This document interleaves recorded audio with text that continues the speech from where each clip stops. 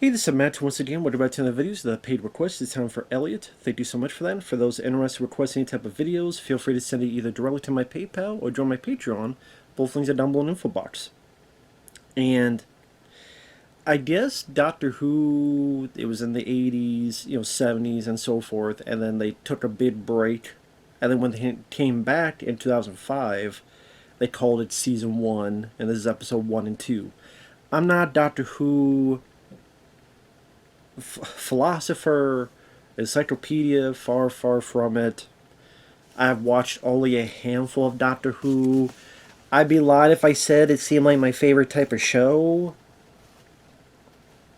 I mean, I grew up more with Star Trek, the original with Kirk and Spock, and shows like Quantum Leap or sitcoms like Elf or Home Improvement or other stuff. But I will say that these two episodes, I didn't mind them. I did not mind them. I didn't mind this guy, Christopher Eccleston, who I guess is the Ninth Doctor. I guess he only lasted one season. I don't know what the story is behind that. Because I think after this got David Tennant. And I think he lasted a few years. So I don't know what it was that, this guy only lasted one season, but then this other guy, was it Christopher's choice, and did he want to leave? Was it something else? Maybe Elliott, if you have any info, feel free. Yeah, I have to look it up, but, why not talk with you guys, and, we could talk to each other. But this one, I mean, it was weird that the first episode, the main threat is deadly mannequins. I'm like tourist trap? But there's this force called the Nagine, or Nagleen consciousness, and we are introduced to a new character named Rose, who's sort of the audience's point of view as to we learn through her eyes this world, these different dimensions, or going through time, or what's going on, and everything about Doctor Who, the Doctor, all that stuff that we learn about his inventions or his ship, the booth, the telephone booth, all that other stuff. She could be the audience's point of view, and if she's confused, we're confused. If she's asking questions, because we're asking questions, etc. And I thought the actress did a decent enough job. She works in a clothing department store, and at one point, as the place is closing down, she's got to go to the basement, and she hears noises, and there's mannequins. Now, because I guess it's a BBC TV show that didn't have the biggest budget, so you could tell it's people in suits by how they walk and stuff, but at the same time, it is what it is. And she gets saved by the doc. And Christopher Eccleston, because I can't pronounce his last name, I liked him. I thought he had a nice energy to him. He had a nice sense of humor to him. He seemed like this is a typical day, and he's got a little twinkle in his eye. I thought he was rather good. And like he'll talk to her and say, listen, you go home, you have some lovely beans on toast. Now run for your life. He has an extra bit in his step. I appreciated that. I think he helped make this easy to watch.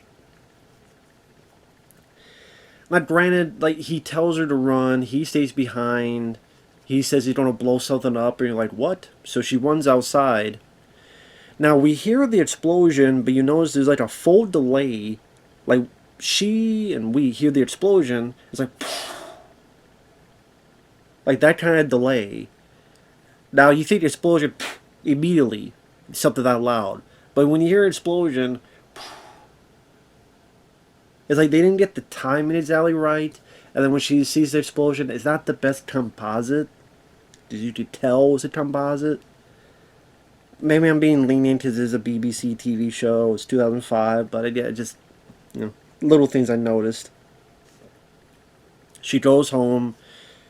She has her mom. She has her boyfriend, and she's confused. She's wondering what's going on. At one point, a mannequin arm shows up, and they have to deal with it. Because he shows up, and she's like, what? What does this have to do with me? And he's like, it has nothing to do with you. What, you think the whole world's revolved around you? Just have bad luck. And the arm's attacking him, and the arm's attacking her, and kind of reminds me of when the girl got attacked by the hand in Waxwork 2 Lost in Time. So, that kind of, or Evil Dead 2 when Ash's hand is attacking himself. So there's some humor there.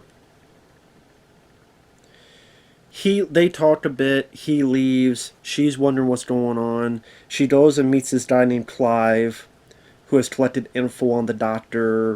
And apparently this doctor was there for the JFK assassination and the Titanic, and when disaster comes, he's there. I'm like, okay, well, I don't think this was... See, this is weird because they say he was there for JFK. Well, I guess if he did go in and out of time whenever, I guess sure he could be there. I'm just saying, like, the show was in the 60s and, the 70s and 80s, so you think that would have been brought up by then, but... And all the pictures look like Christopher, not like the other doctors. Like, wait, he was there for the Titanic and JFK? I'm like, well... So, were the other doctors there before? And if so, when they have their face? Because from what I understand, this is all in the same continuity. He's the ninth doctor, so they're all in the same continuity. So, that's why I'm a bit confused. Is it between the last show and this show? Which was, what, 80... When did the last Doctor Who before this come out? 80-something. Between that and here, did the Doctor become Christopher and then he... went back in time to watch JFK get assassinated, or whatever the hell the deal is? I don't know. I guess.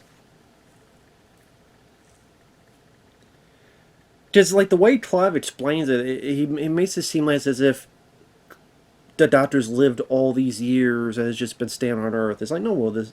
I guess that's the point, is that he just goes back and forth through time. Why he doesn't help those events... I guess that's just not his plan. That's not his point.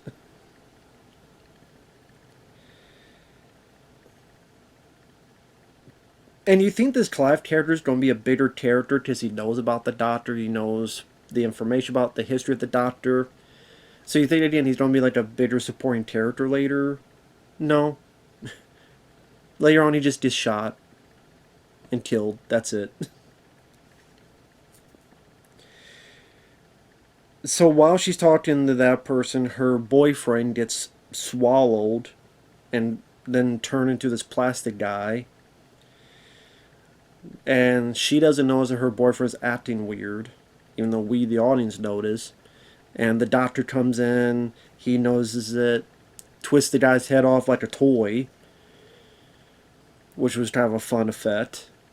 And then you tell, like, some early CG, the guy, the plastic boyfriend turns his hand into like a paddle, as if he's a T-1000. Just not with those level of effects. They get out of there, the Doctor explains who he is, the Doctor shows her where he's at, and the booth, and what's inside. I get to this consciousness. They find out where it's at. It's a plastic creature in this, like, lava pit. And the Doctor's like, I'm not going to kill it. Okay, we're not like you. We'll have a conversation. Of course, it doesn't go well. It blames him for the death of its planet. And he's like, it wasn't my fault. She finds her real boyfriend, because for some reason her real boyfriend's alive. I think they explain why, but I forget what it was. Does that mean the other plastic people, like, did they take over? Well, I guess not, actually. Like, you're surprised they didn't just take over more and more people to try to get to this woman and this Doctor, but it is what it is. She helps, she does a swing, hits some people. The creature gets destroyed. They get the hell out of Dodge. He gives her the choice. Which is funny because she leaves her boyfriend to go with his doctor. I'm like, okay, this boyfriend that you were desperate to save, now that you saved him, now you just don't leave him to go with this doctor. It was a bit weird to me. And then I looked up some info that apparently throughout the season she does fall in love with the doctor. So I guess her and her boyfriend, I don't know, maybe the sex was bad. And he's like, I don't know. Apparently she wasn't too much in love with her boyfriend. And think about it, if you thought your boyfriend was dead and was swallowed by some plastic creature, and now he's alive, wouldn't you want to like be with him for at least a day or two afterward? But I guess, it's like, hey, this is a chance to be with the doctor and go through time and space. Fuck that. This is maybe I can't blame her on that. I mean, I guess it would say it did establish the not random, but the weirdness of you don't know what each episode's going to entail.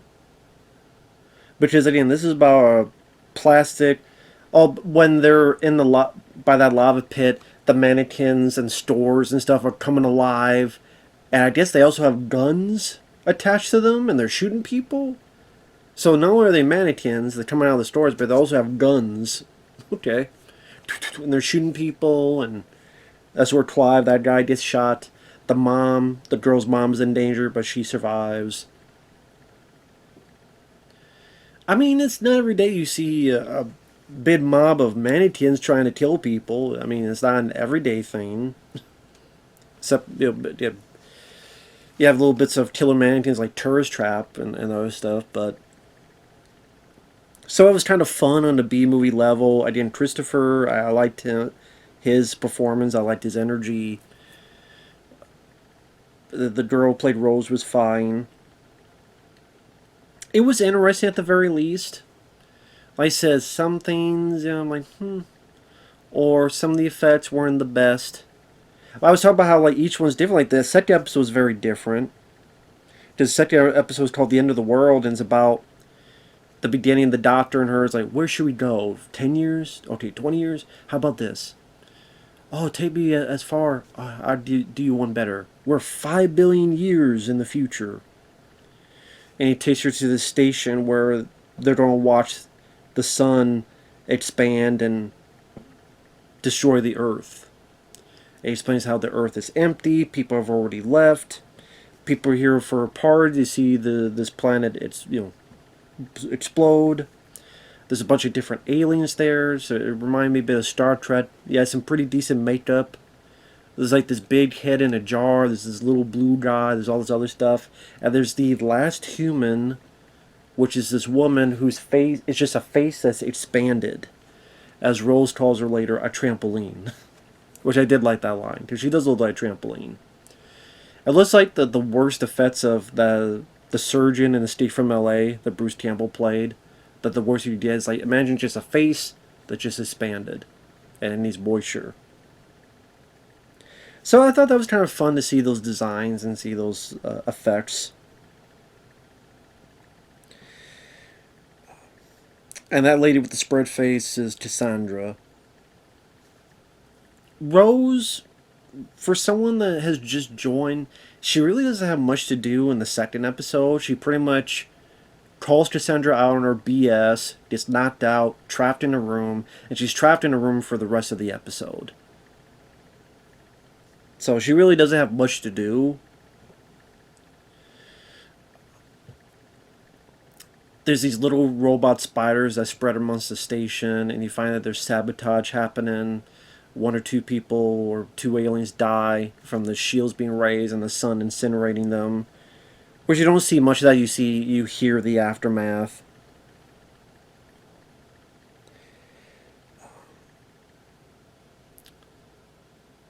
You find out later, spoiler, that Cassandra is doing all this for money. At first she was going to have them as hostages, but then something came up, and then I'm just going to incinerate all you, and I just take over your business, something like that. So the doctor, along with this plant lady, and now I say plant, it's just a lady who I guess used to be like the trees on Earth, but then it's just, think of a regular lady, but like maybe a little bit here and there. It's not like Groot. And Guardians of the Galaxy, not that kind of tree person. Just didn't. I just, hey, the save on the budget, because it doesn't have the biggest budget. Just put a little bit here and there. I probably didn't like this as much as the first episode. The initial idea is interesting. You don't get to know a whole lot of the other aliens, like the little blue guy or that big guy in the jar. Like, you don't really get to know them. They're just there for the scenery. There's a couple interesting ideas. I don't know if this was in Doctor Who before, but he has this thing called a psychic paper. So he'll show it, and then kind of whatever it's supposed to be, whether ID or an invitation or a license, they will see what's on the paper. So that's why he uses to get wherever he wants to. Again, I don't know if that was established before in Doctor Who, but that's an interesting idea. A psychic paper. Just blank, but then they see whatever they want to see. Again, that's an interesting idea. You learn a little bit more about the Doctor, that he's the last of his kind, and you tell that he doesn't really want to talk about his past when Rose questions him. The plant lady is able to know a bit about him, and you tell that he has this kind of crestfallen bit of his face. This little bit of a burden of being the last of his kind, the Time Lords. And that seems like something that could potentially be either exploited or grown further in the show. I don't know if it is, but that's something that could be built upon. I know my friend Michael Keane, he's a big Doctor Who fan. I wonder what he thinks of this. I don't know if you'll ever see this, but I'd love to know your thoughts on Christopher and again, the reboot of the show. I've heard Doctor Who went into the crapper lately. I'm not surprised, because all shows go into crapper lately for being woke and all this other stuff. It happens all the time. So it's bound to happen to you guys. But I mean, while I say I wasn't big on it as the first episode, I didn't mind it either. Like, I thought they went at a decent enough pace for me. It's interesting to see these sci-fi shows at this time, where at least they're trying to do different things in terms of... Like I said, the previous was mannequins. This is a different story. At the end, they go, next time on Doctor Who, and it's like they're in like the Victorian time. It's like a vampire, but it's not a vampire, and granted, the effects don't look the greatest, but I'm okay. It's not. They're not repeating themselves.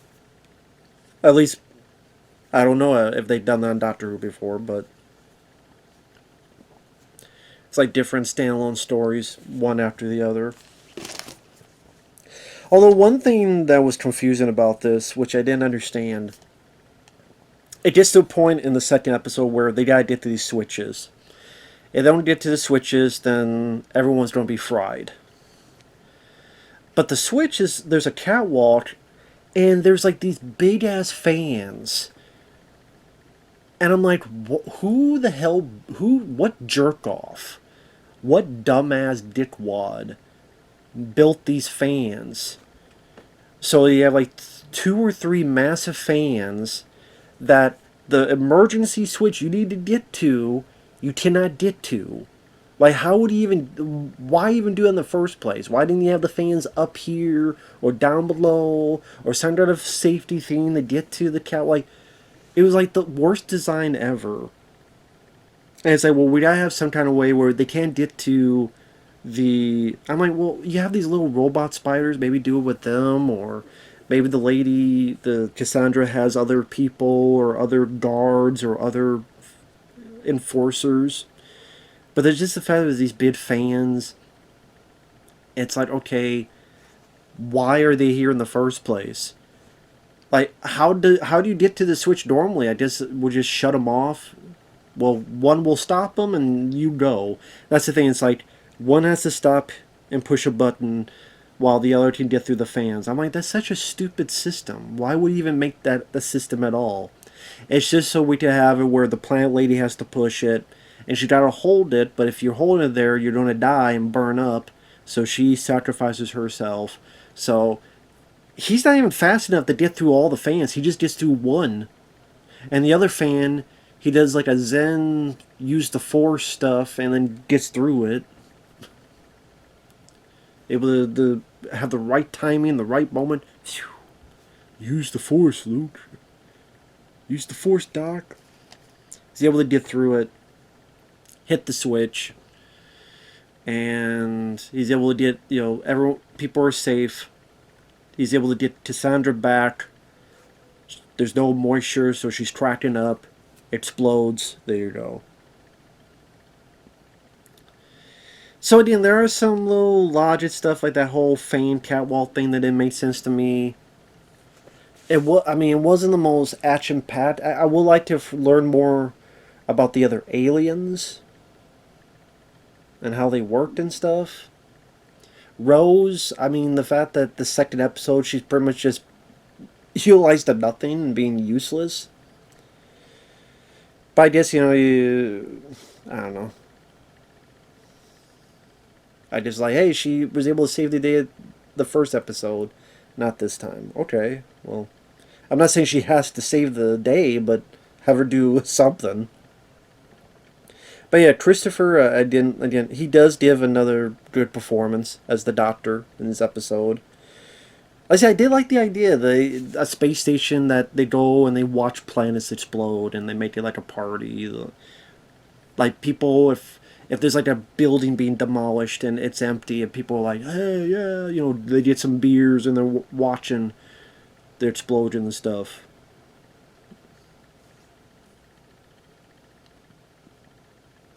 Something about the idea is intriguing. And of course, it's interesting that even 5 billion years later, you still don't screw people over for money. Some things never change. But overall, I didn't have a bad time watching these. I didn't. I did not have a bad time watching these. I'm sure if I watched stuff nowadays, I'd have a bad time. But I didn't mind them for what they were. Did not mind them. So, thank you, Elliott. I appreciate that, man. I hope the reviews suffice. If not, I apologize. Overall, again, I think it's the two leads, especially Christopher, that made it a decent watch. So with that said, thanks for watching. Take care. Bye-bye.